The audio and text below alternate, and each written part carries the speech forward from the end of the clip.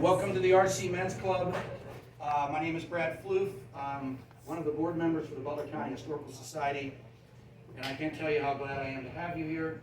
I hope you like the presentation.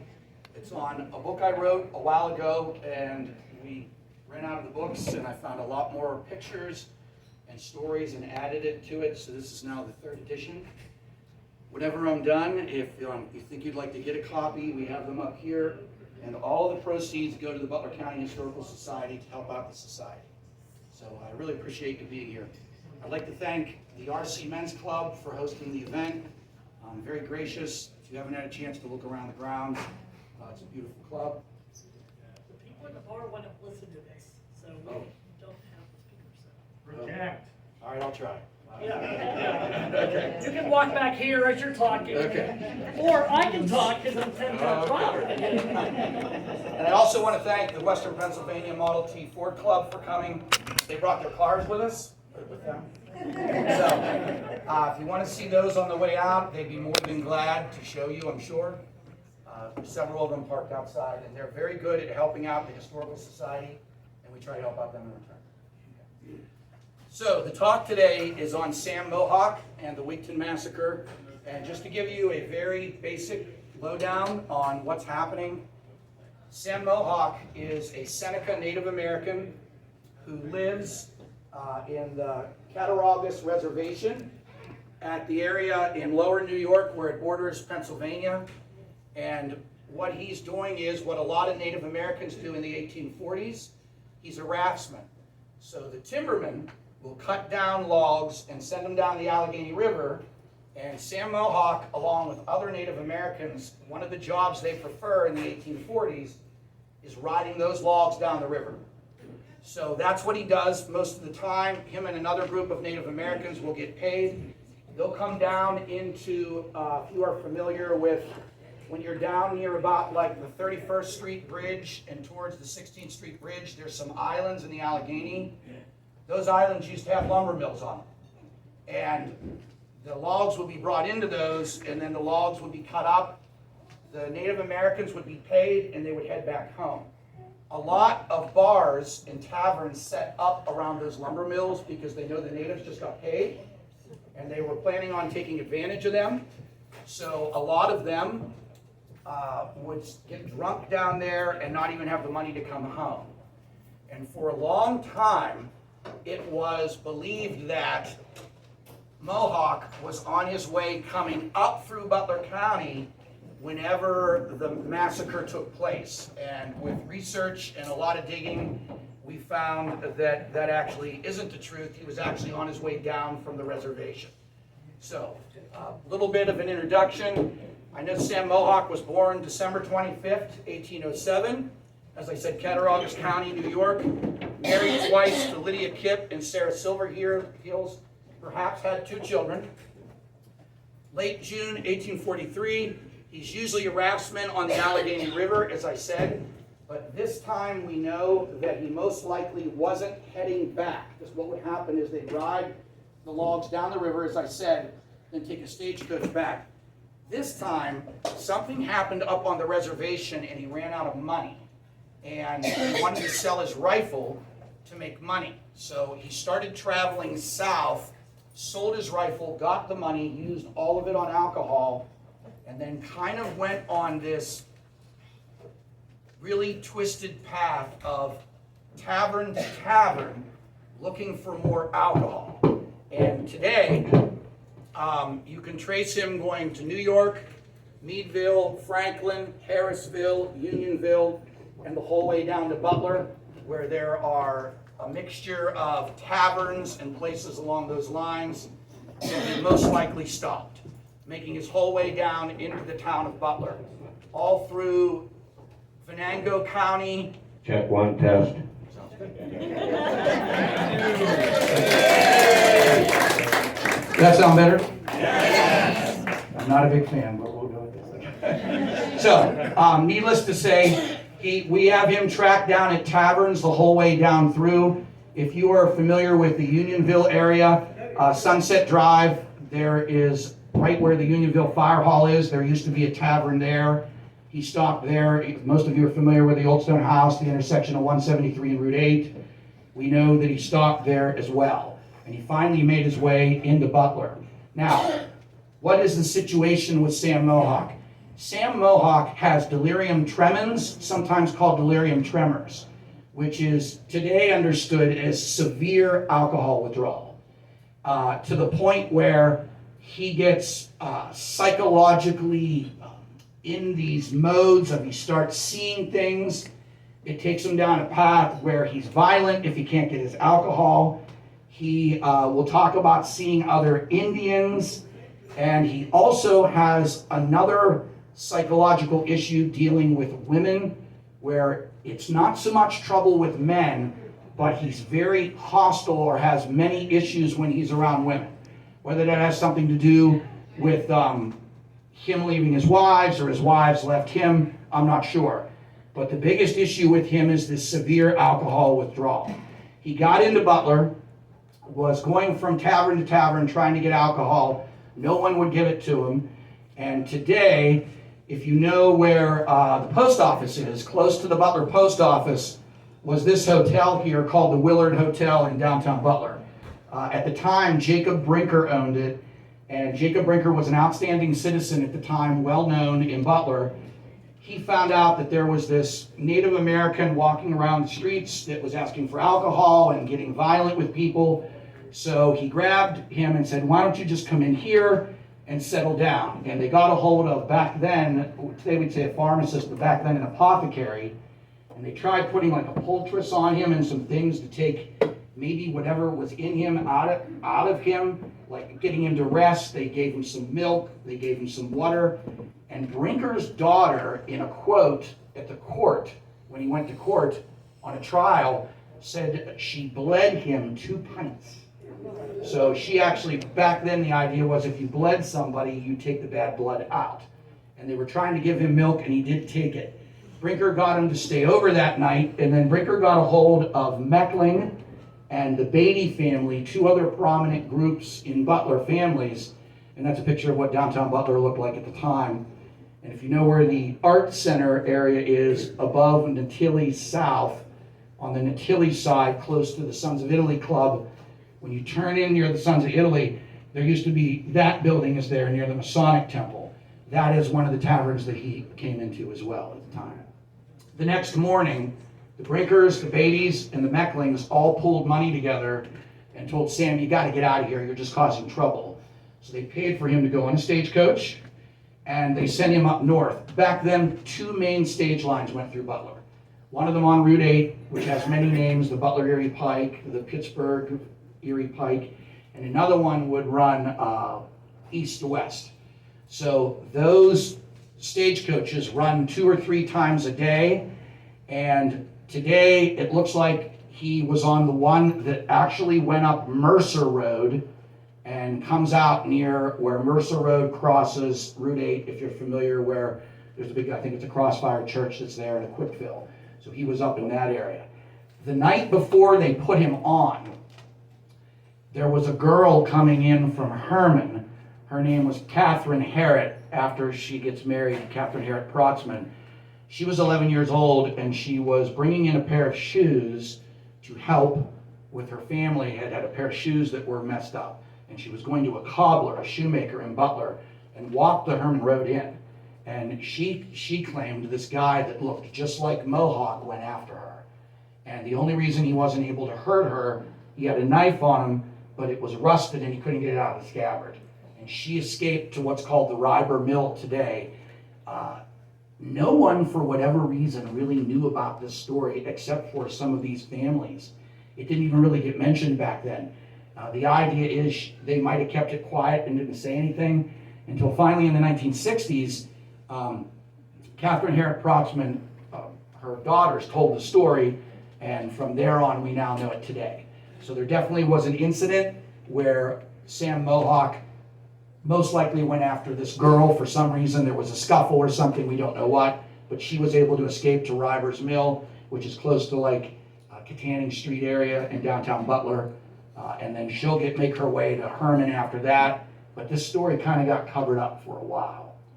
Friday morning, June 30th, Beatty, Brinker, and as I said, they're going to put him on a stagecoach and send him north up at the top of the hill of Mercer Road above the Rose Cemetery, I think it's called.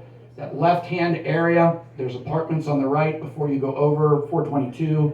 There used to be a tavern there called Schleppy's Tavern. And they know the stagecoach stopped there. He tried to get out. He tried to demand that the stage owner let him get out. The owner said, fine, you can get out quickly.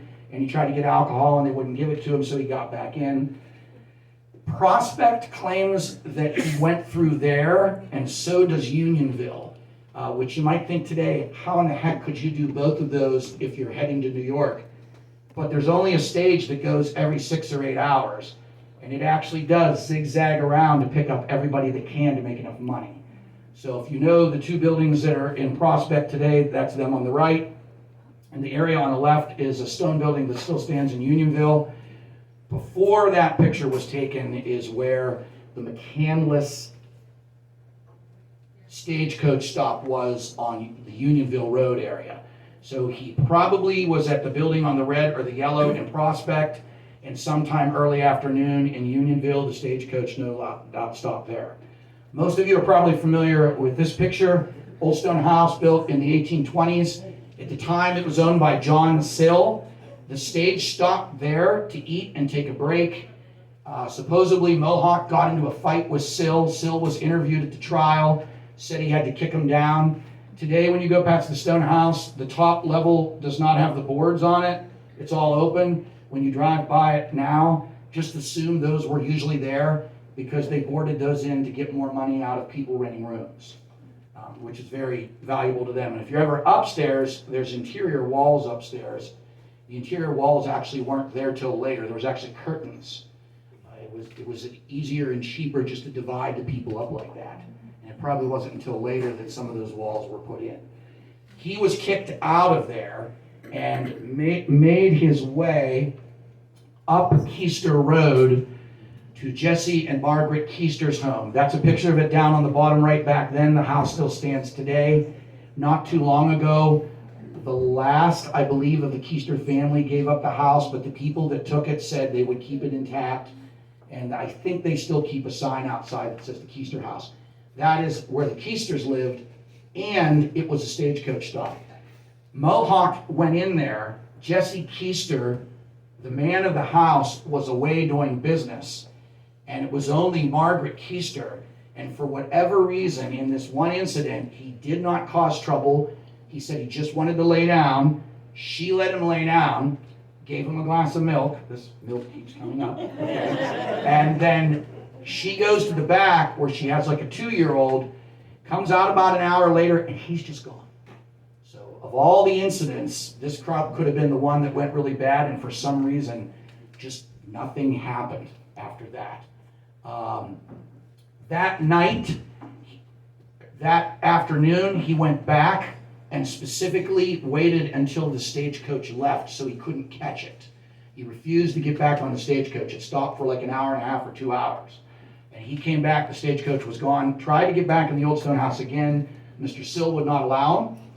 And he claims, in Mohawk's own words, he went above the tavern and fell asleep a bunch of rocks, next to a bunch of rocks.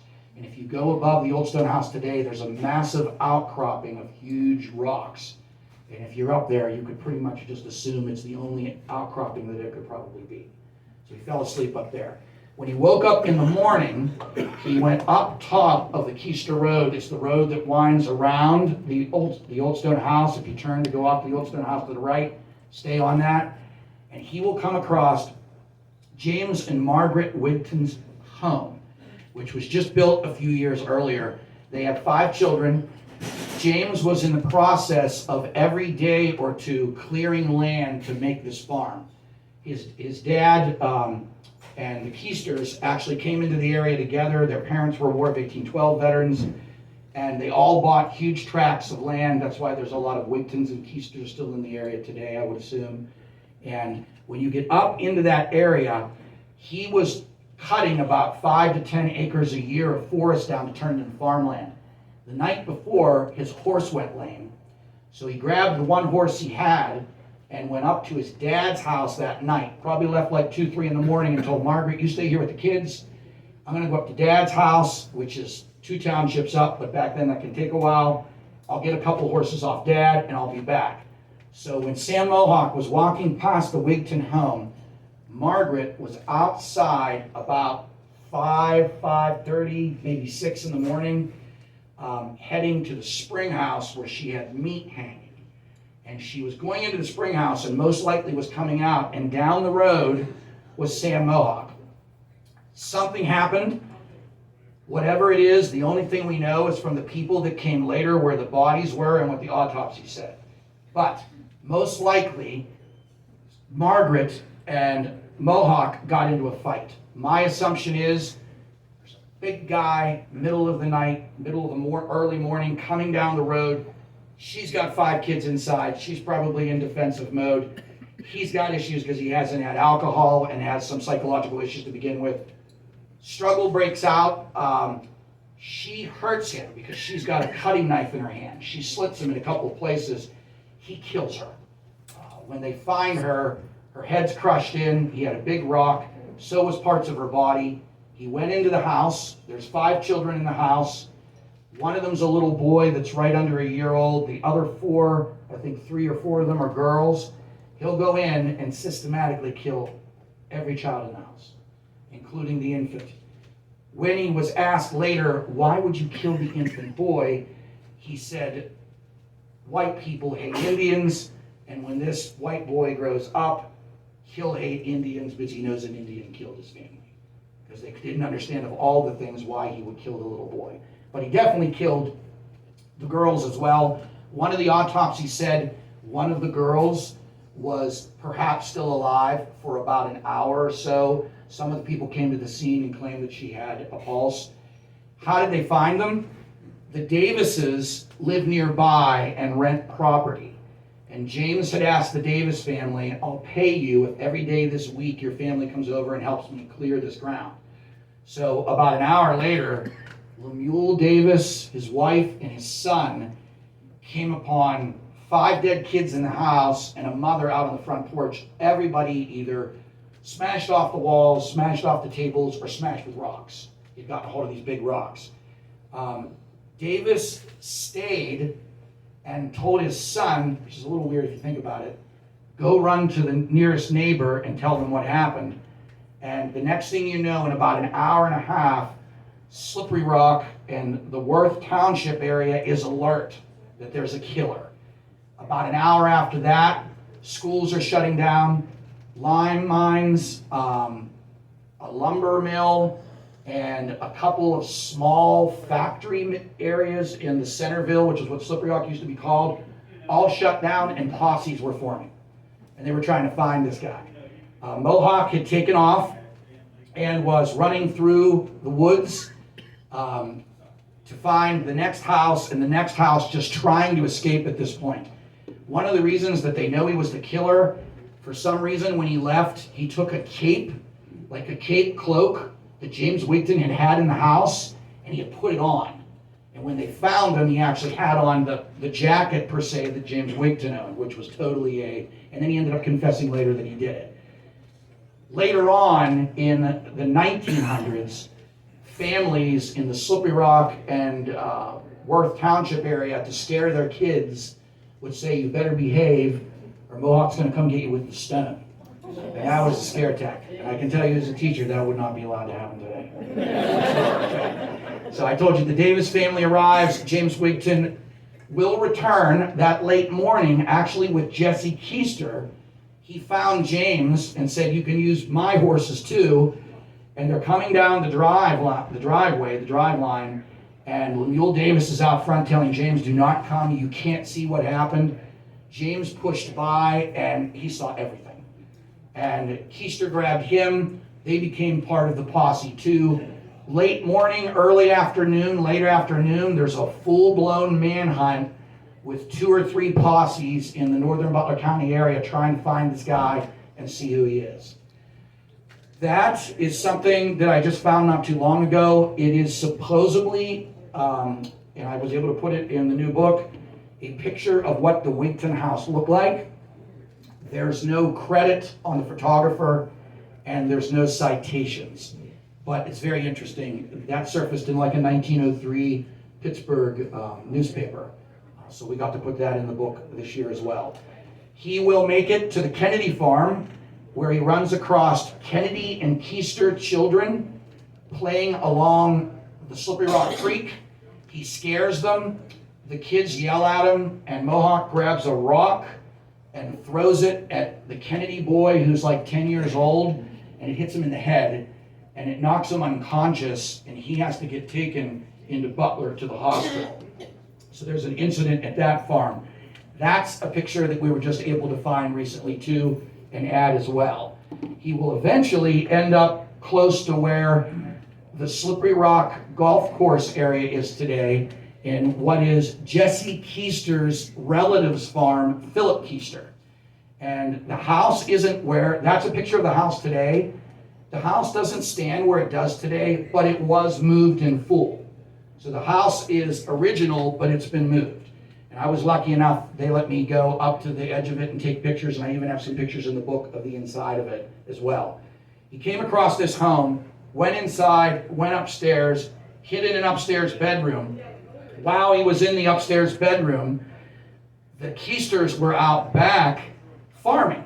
And one of the things that happened was a posse came by and said, "Hey, have you seen this guy?" And Philip Keister looked up and he said, "Well, I don't know. We haven't been to the house. We've been back in the fields working." And up in the top right window, they could see this guy looking at them. And Philip Keister said, "That's got to be him." So they surrounded the house. They yelled for him to come out. He wouldn't. And by that time, about 30, 40 people surrounded the house. They said, "You come out here now, or we're coming in after you." And a bunch of people got very rambunctious. I just put some of the names up here if you're familiar with Butler County names. Donnies, McQuistions, Grossmans, Kennedy. If you've ever been in the old stone house, there's a picture of Charles McQuistion down there on the bottom left. He's actually related to the Wigtons. His sister, he was on the manhunt. His sister is Margaret Wigton. His sister's the one that got killed. It's his nieces and nephews that got murdered. He's out there too.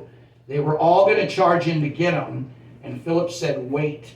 He said, "There's a problem. He's in my bedroom, and at the chest at the edge of my bed, I've got a matched pair of revolvers. And if he's looked and found those, he's going to have 2 pistols." So they kind of moved in a little bit to see what he was doing. And Mohawk somehow brought like 10, 15 rocks with him. And as they would come inside, he'd throw a rock. And after a while, they're like, "Well, we don't think he has pistols." So Tommy Blair, an Irishman who was an immigrant from Ireland just within the last 10, 15 years, says, "I got this." And he decides he's going to charge up the steps. And dang if Mohawk didn't plant a rock right in his head. And as fast as old Tommy Blair went up, Tommy Blair went right back down. And then Tom Donahue and a guy named Ben Grossman said, "These rocks are killing us." And he said, "What are we going to do?" And McQuistion supposedly said, and it worked, "Let's take the door off the hinges and we'll use it as a shield." So they used the door as a shield, and this would have been very interesting to see. So these 3, 4 guys are going up the steps. They get to the top, and they get him. And there's a fight, a struggle for a little bit. He never found the pistols. They get him to the ground. One of the guys went out to the barn and grabbed a flail whittle, which is like used to beat straw, hay, whatever grain crops you're using. And that flail whipple became famous. It's like a shaft of wood with 2 rings, and then another shaft of wood. You use it in the barn in the farm area. And that was used to like hit him until he fell down. Then they grabbed him. They knocked him unconscious. In all of their testimonies, they drug him by the feet down the steps. Head was bouncing on the steps the whole way down. In my time of dealing with this story, I have had 2 or 3 different people tell me they've seen the flail whipple. And I've only seen it once. It was brought once. There's a picture we also just uncovered, which is in the new book, That lady on the left there, which is one of the keisters, is supposedly holding the flail whipple that took out Sam Mohawk. This whole thing's like a big deal in Butler, you can tell. So if you have anything left from this whole engagement, it's a very big deal. The Wigton brothers will arrive. Mohawk is put up against a tree. People are calling for him to be hanged right there. It's actually James Wigton, the husband, who says, no, don't do this. Let's take him to Butler. Let's do what's right. Sheriff Campbell will show up, a very noteworthy person in Butler. Later on, he'll serve in the American Civil War from Butler County. About 10 to 15 guys all want to be part of the group that takes them back to Butler. So Campbell basically puts them all on the payroll, and they very slowly make their way from Slippery Rock back to Butler. They're going to put them in the Butler prison, which is behind the courthouse area. If you're looking at the courthouse, down the hill to the right a little bit. And the manacles, which we have in our collection at the Butler County Historical Society, still exist. Those were the irons that were used to hold his legs to the ground. So the bolt goes into the floor, and then those go around his ankles. They're huge. Everyone always says, well, how does this go around his hands? But if you read the story, they actually go around his ankles. So those are in the possession today. They were donated to us several years ago. So he was kept in the jail cell at that time. The picture of him, and let me see if I'm going to have to go back here a second. The picture of him that's up here on the right, everybody and their brother wanted to guard this guy. Everybody wanted to be a guard of the killer, to say that they had done it. And everybody signed up and took turns. Two guys, one last name Gillespie, the other one might be a Ralston, were guarding him. And the one guy said, no one's ever going to know who this guy is. So one story is he grabbed the back of a shingle. The other story is he grabbed a piece of slate and he sketched Sam Mohawk's picture. And that's one of the only pictures that we have today from that. That is not that picture. Whatever happened to that piece of slate or that shingle, we don't know, except for in the 1960s, a Native American woman had an antique shop in downtown Butler, and she had it in her collection but wouldn't sell it. And by the 70s, she moved to Arizona. So that original picture, who knows where. But before she left, someone from the Butler Eagle asked if they could sketch that picture. And that's what we kind of have today, is a sketch of that picture. But then that sketch got lost. But someone was allowed to sketch that sketch. And we have a friend that sketched the sketch of the sketch. So that's what you're looking at. So it's 4 times removed, okay? But it's probably the closest thing that we most likely have at the time, okay? If you're making your way up Route 8, if you're leaving Butler and you're heading up Route 8 North, Muddy Creek Flats, the dirt bike racing's on the right-hand side, and the toy store that looks like a spaceship. When you're heading up the road, before you get to the old stone house, there's a cemetery on the right, Muddy Creek Cemetery. If you go in there, down on the left, Margaret Wigton and her 5 children have a mass grave. Originally, there was next to nothing there. There was just a little wooden cross. And I think it's Montauk. It might be Carn City. One of the elementary groups, and I think the middle school helped, did a fundraiser to actually get a stone that marks the 5 children and the mother that were murdered in Butler County. If you ever get a chance to see that. And as you walk around the cemetery, you'll see a whole bunch of the names we mentioned are buried there as well, including John and Rachel Wigton, which is James Wigton's brother, and his brother's wife, some of the other people as well. Mohawk will get charged with murder. On the bottom left-hand side is the indictment. That's the prison area at the time on the right. There was a rumor that he was going to be broken out. Someone claimed that there were over 400 Indians about to assault Butler in the Pines, which is where the community college area is today. And I, as some of you know, do a lot of 19th century history. There's not 400 Indians in Butler area. That's just not possible. They're not wearing loincloths. That stuff's all gone by now. People have this thing called pants. Okay? There is no, group of people there is no tribe. This isn't a John Wayne movie. It's Butler. Okay? But it scared everybody so much that they asked for extra guards, and guards were put into play. He'll get charged with the 5 counts of the children and then Margaret as well. That's a picture of the indictment that is in the Butler County courthouse today. You can actually go in and see it. It's in a book in there where everything is. If you are standing in Diamond Park in downtown Butler and you're by the cannons and the water fountain and you turn around and face the front of the courthouse, you're facing the courthouse, and the Diamond Square, Diamond Street goes around that area. When you look on the left, there would be the Lafayette building. That would be the Lafayette building on the left. The farthest one is a shop that just opened up in a National Register building back here. And this is actually the Lowry Shaw House where the Butler County Historical Society is. They called this the newspaper row. And the Butler Citizen, the Democratic Herald, there were like 2 or 3 different Butler newspapers that were publishing out of there. Back in the 1840s, the newspaper only came out once a week. It usually came out on a Wednesday. Judge Breeden will be the judge. He was very well known. They will get a group of jurors. The Meckling Hotel will put them up. The lawyer in defense of Mohawk will say that he pleads insanity. It doesn't matter. They're going to find him guilty. There's no way out of it. And back then, to win an insanity plea is almost impossible. One of the first people to ever win an insanity plea is actually a Union general later named Dan Sickles, and I would suggest the only reason he got it is he's a very high-ranking officer, okay? So it's very unusual for that to happen. So the verdict is not going to go down the way that the lawyer for Sam Mohawk wants. On top of that, nobody wanted to defend Sam Mohawk because every time they asked you, everybody in Butler was giving you death threats if you were going to defend him. So they finally got a guy, and that's a whole nother story, to defend him, but everybody was lining up to be a prosecutor. Armstrong County, Lawrence County, Mercer County, and even Venango, everybody was offering to come in and be on the prosecution.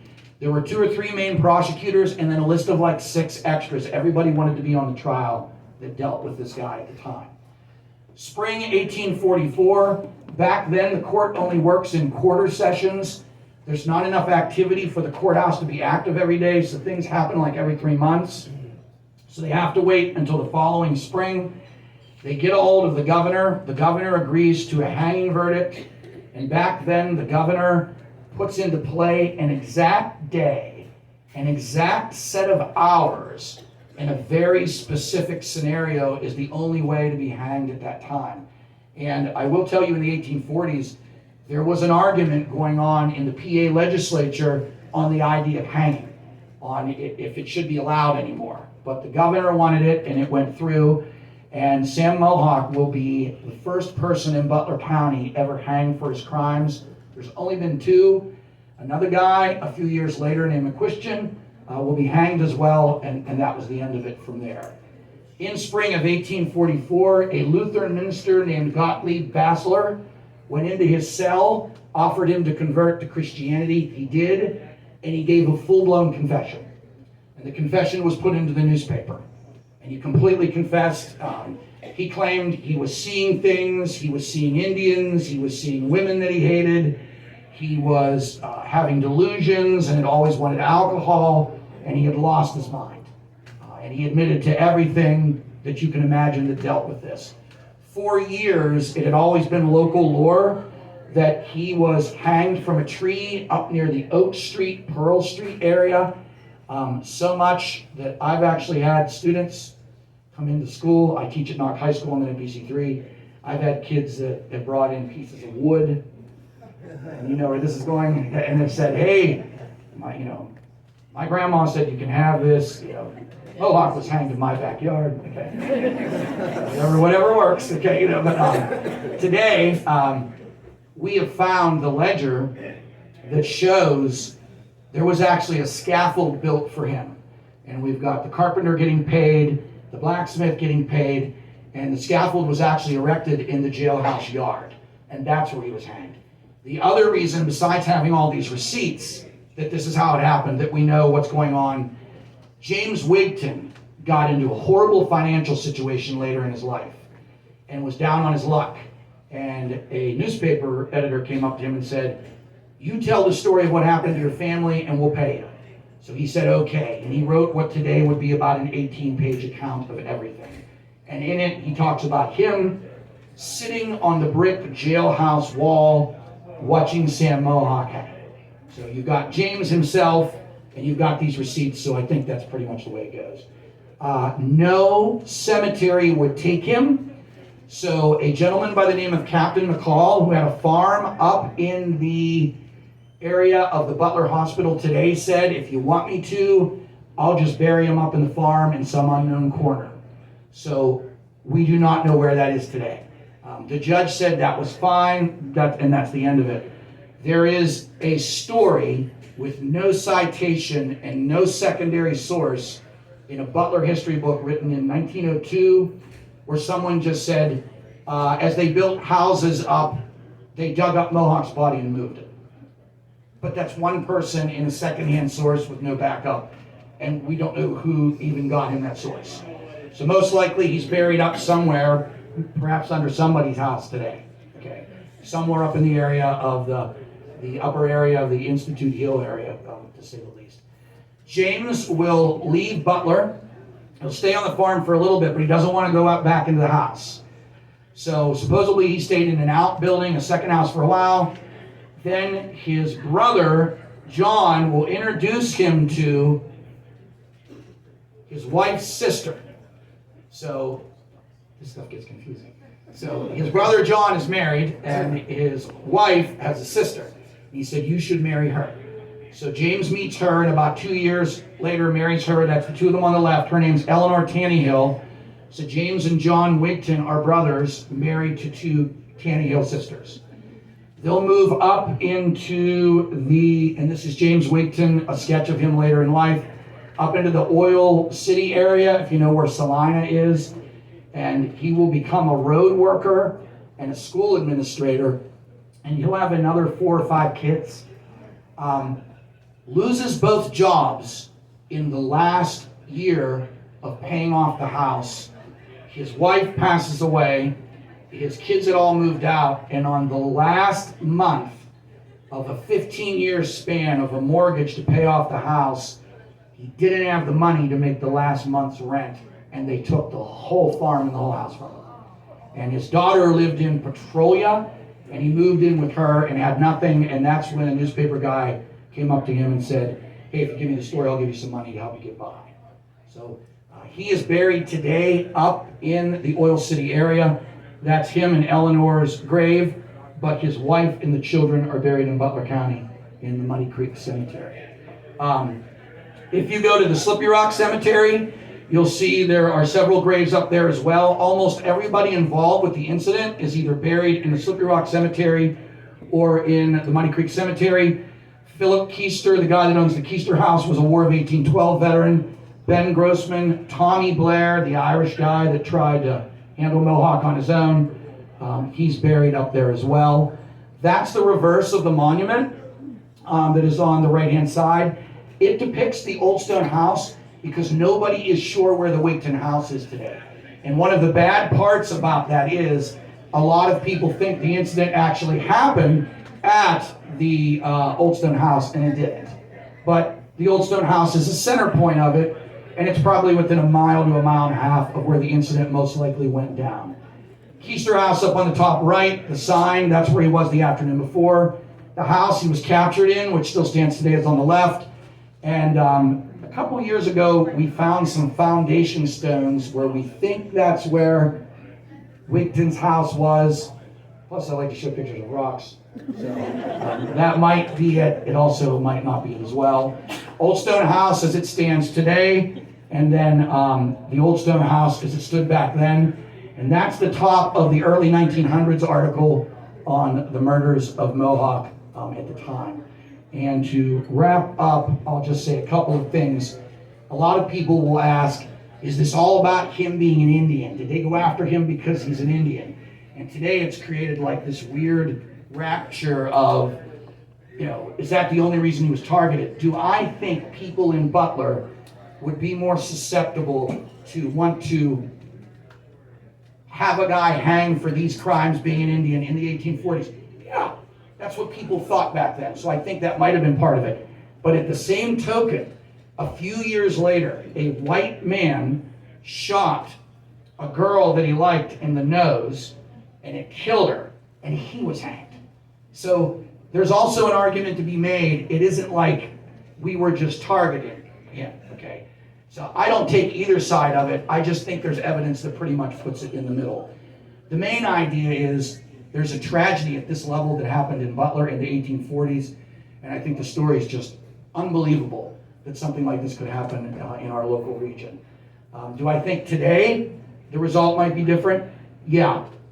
Do I think he's has horrible psychological issues and that might come into play, and in many states today he'd be put into some type of a psychiatric facility or jail? Yeah, I do. But back then, that's the way the world was. So very interesting, to say the least. Thank you.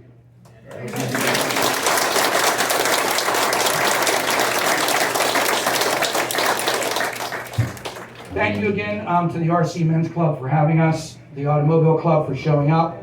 If you are interested, all the proceeds go to the Historical Society. The books are available up here. I'll be glad to sign them if you want me to. And we also have a couple other things up here as well. And we're giving away we still have mugs? We're giving away an incredible mug. Thank you again for coming. Thank you.